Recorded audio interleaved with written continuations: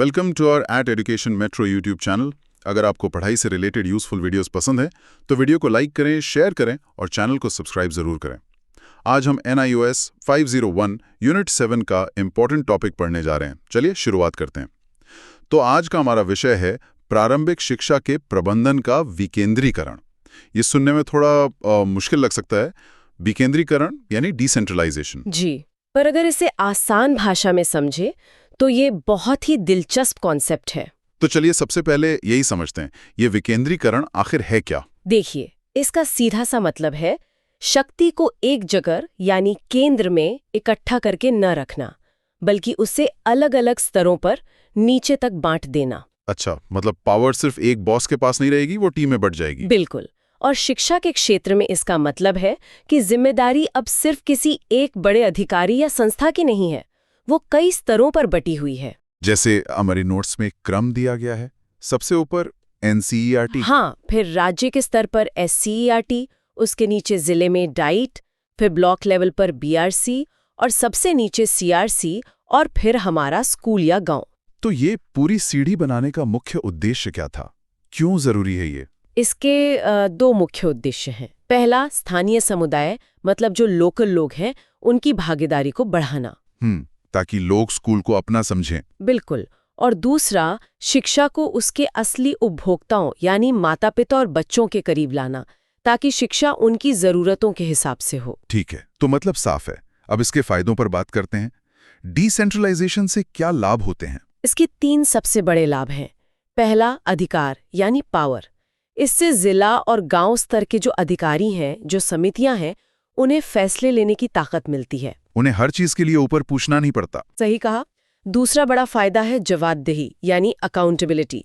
जब फैसले स्थानीय स्तर पर लिए जाते हैं तो शिक्षक और प्रशासन भी स्थानीय लोगों के प्रति ही जवाबदेह बनते हैं। ये बहुत महत्वपूर्ण बात है। और तीसरा है समावेशन, इंक्लूजन। जब फैसले लेने में पूरा समुदाय शामिल होता है तो जाति, धर्म, लिंग के आधार पर जो भेदभाव होता है वो खत्म होता है, क्योंकि सबकी आवाज सुनी जाती है। जी। अच्छा, तो ये विचार आया कहाँ से? भारत में इसकी शुरुआत कैसे हुई? ये एक जरूरी सवाल है। हाँ, ये एग्जाम पॉइंट ऑफ व्यू से भी जरूरी है।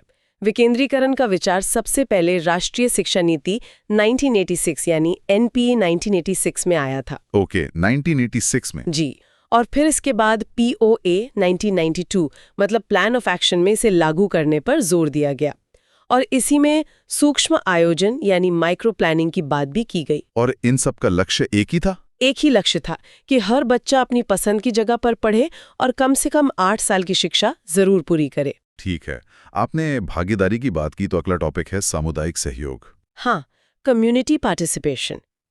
देखिए, कोई भी सरकारी योजना तब तक सफल नहीं हो सकती जब तक स्थानीय लोग उससे न जुड़ें। इसका कोई अच्छा सा उदाहरण है हमारे पास? बिल्कुल, नोट्स में 2 बहुत अच्छे उदाहरण हैं। पहला है ICDS यानी integrated child development services, anganwadi. हाँ, आंगनवाड़ी। ये 0 से 6 साल के बच्चों के लिए है और इसे दुनिया का सबसे सफल प्रोग्राम माना जाता है। और इसकी सफलता का राज? वही सामुदायिक सहयोग, क्योंकि इसमें स्थानीय समुदाय सीधे तौर पर शामिल होता है।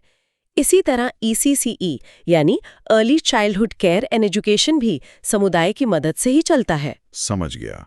मतलब जब लोग किसी चीज को अपना मान लेते हैं तो वो सफल होती है। बिल्कुल। राष्ट्रीय साक्षरता मिशन NLM के साथ भी यही हुआ। जब जिला स्तर पर साक्षरता अभियान में लोगों ने हिस्सा लिया तो साक्षरता दर में बहुत तेजी से बढ़ोतरी हुई। तो जिला स्तर पे इन सब चीजों को कौन मैनेज करता है? कौन सी संस्था है जो ये सब देखती है?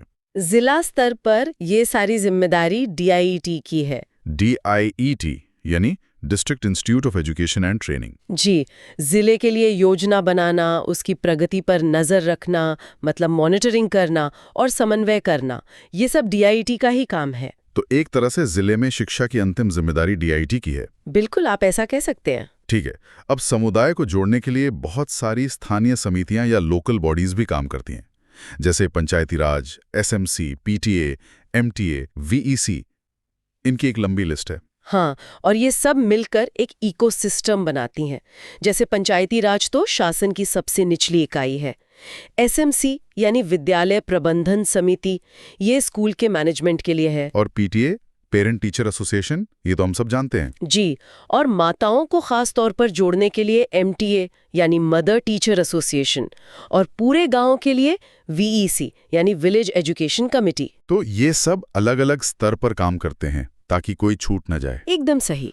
और इन सबको एक साथ एक फ्रेमवर्क में कौन लाता है? वो काम करता है सर्व शिक्षा अभियान यानी SSA। SSA इन सभी योजनाओं को लागू करने के लिए एक ढांचा देता है, और इसी के अंदर आता है सूक्ष्म आयोजन, माइक्रो प्लानिंग, जिसकी बात हमने पहले भी की थी। इसे बॉटम अप अप्रोच कहा गया है।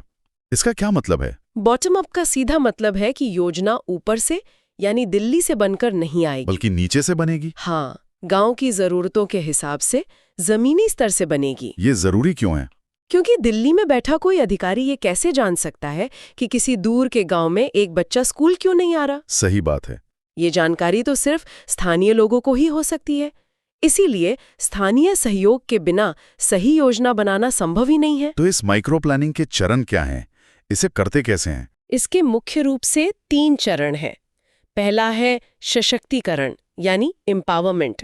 मतलब पहले आप समुदाय को जागरूक करते हैं, उन्हें उनके अधिकारों के बारे में बताते हैं। और ये जागरूकता कैसे फैलाई जाती है? इसके लिए कई अभियान चलाए जाते हैं, जैसे मीना मंच, माँ बेटी मेला, किशोरी मेला, प्रभात फेरी निकालना या फिर स्कूल में प्रवेश उत्सव मनाना। अच्छा, ताकि स्कूल गांव की जिंदगी का एक हिस्सा लगे। जी। दूसरा चरण है भागीदारों की पहचान करना। मतलब ये देखना कि कौन कौन मदद कर सकता है। हाँ, जैसे कोई NGO, कोई रिटायर्ड टीचर या कोई भी पढ़ा लिखा व्यक्ति। और तीसरा चरण? तीसरा है क्षमता निर्माण यानी कैपेसिटी बिल्डिंग। मतलब जिन लोगों को आपने भागीदार बनाया है उन्हें ट्रेनिंग देना, उन्हें सिखाना कि काम कैसे करना है। समझ गया। इसी से जुड़ा एक और टर्म है, विद्यालय मानचित्रण या स्कूल मैपिंग। ये क्या चीज है? इसका सीधा सा मतलब है ये पता लगाना कि स्कूल कहाँ है और कहाँ नए स्कूल की जरूरत है, ताकि हर बच्चे की पहुंच स्कूल तक हो सके। बिल्कुल, इसका उद्देश्य ही यही है। और ये नक्शा बनाने में DRC यानी डिस्ट्रिक्ट रिसोर्स सेंटर मदद करता है। और स्कूल सही चल रहा है या नहीं, इसकी सबसे पहली निगरानी कौन करता है? सबसे पहली निगरानी खुद समुदाय करता है, क्योंकि विद्यालय एक सामाजिक संस्था है। चलिए, अब उस टॉपिक पर आते हैं जो परीक्षा के लिए सबसे जरूरी है, SMC यानी स्कूल मैनेजमेंट कमेटी। जी, RTE एक्ट 2009 के तहत हर सरकारी स्कूल में SMC का होना अनिवार्य है। ये विकेंद्रीकरण की सबसे मजबूत कड़ी है। तो इसकी बनावट कैसी होती है? इसमें कौन-कौन लोग होते हैं? इसकी बनावट ही इसकी सबसे खास बात है। SMC में कम से कम 75% सदस्य बच्चों के माता-पिता या अभिभावक होते हैं। 75%? मतलब ज्यादातर लोग पेरेंट्स ही होते हैं? हाँ, ताकि स्कूल का कंट्रोल सीधे समुदाय के हाथ में रहे। और बाकी के 25% में कौन होता? बाकी 25% को 3 बराबर हिस्सों में बांटा जाता है। 1/3 सदस्य स्थानीय अथॉरिटी से, जैसे पंचायत के सदस्य, 1/3 स्कूल के अध्यापक और बाकी 1/3 में स्थानीय शिक्षाविद या छात्र भी हो सकते हैं। तो इस SMC का सबसे मुख्य काम क्या है? इसका सबसे मुख्य काम है SDP बनाना, स्कूल डेवलपमेंट प्लान। विद्यालय विकास योजना। जी, ये स्कूल के लिए 3 साल की एक योजना होती है, जिसे हर साल की छोटी-छोटी उपयोजनाओं में बांटा जाता है। बिल्कुल। और एक जरूरी बात यह है कि STP को वित्तीय वर्ष शुरू होने से 3 महीने पहले ही तैयार कर लेना होता है, ताकि समय पर फंड्स मिल सकें। हाँ, इसके अलावा स्कूल के फंड्स का हिसाब रखना, मिड डे मील और पढ़ाई की क्वालिटी पर नजर रखना, ये सब भी SMC के ही काम है। ठीक है। अब एक और टॉपिक है क्षमता निर्माण यानी कैपेसिटी बिल्डिंग। इसे थोड़ा और विस्तार से समझते हैं। जरूर। UNDP के अनुसार क्षमता निर्माण का मतलब है व्यक्तियों और संस्थाओं की वो योग्यता जिससे वो काम पूरा करें, समस्याएं सुलझाएं और अपने लक्ष्य हासिल करें। और ये 2 तरह का होता है ना? जी। पहला है व्यक्तिगत यानी इंडिविजुअल, जी। जैसे किसी एक टीचर की ट्रेनिंग। और दूसरा है संस्थागत यानी इंस्टीट्यूशनल, जी। जैसे पूरे स्कूल का इंफ्रास्ट्रक्चर सुधारना, वहां लाइब्रेरी बनाना। ये दोनों ही जरूरी हैं। आज के समय में तकनीक की भी बहुत बड़ी भूमिका है। ICT यानी इंफॉर्मेशन एंड कम्युनिकेशन टेक्नोलॉजी। हाँ, ज्ञान समाज या नॉलेज सोसाइटी के लिए शिक्षा में तकनीक का इस्तेमाल बहुत जरूरी हो गया है। इसके 3 चालक या ड्राइवर्स बताए गए हैं। जी। पहला है भाषा, लैंग्वेज। इंटरनेट पर ज्यादातर कंटेंट अंग्रेजी में है, जो एक चुनौती है। जी। दूसरा है साक्षरता, लिटरेसी, मतलब सिर्फ पढ़ना लिखना नहीं, बल्कि डिजिटल साक्षरता। और तीसरा और सबसे जरूरी है अधिगम, यानी लर्निंग। तकनीक का असली मकसद सीखने को बेहतर बनाना है। अगर तकनीक से सीखना बेहतर नहीं हो रहा तो वो बस एक दिखावा है। बिल्कुल। चलिए अब आखिर में कुछ और जरूरी बिंदुओं पर बात कर लेते हैं, जैसे MDM यानी मिड डे मील का खर्च। हाँ, ये जानना जरूरी है। MDM में जो अनाज होता है और उसे स्कूल तक पहुंचाने का खर्च वो केंद्र सरकार देती है। और खाना पकाने की लागत? वो राज्य सरकार देती है, जैसे गैस का खर्च, रसोइये का वेतन वगैरह। और शिक्षा पर जो कुल खर्च होता है उसका केंद्र और राज्य के बीच क्या अनुपात है? ये अनुपात समय समय पर बदला है। पहले ये 85-15 था, फिर 75-25 हुआ, और अभी ज्यादातर सामान्य राज्यों में ये 60-40 है। मतलब 100 रुपए के खर्च में 60 केंद्र सरकार देती है और 40 राज्य सरकार। जी बिल्कुल।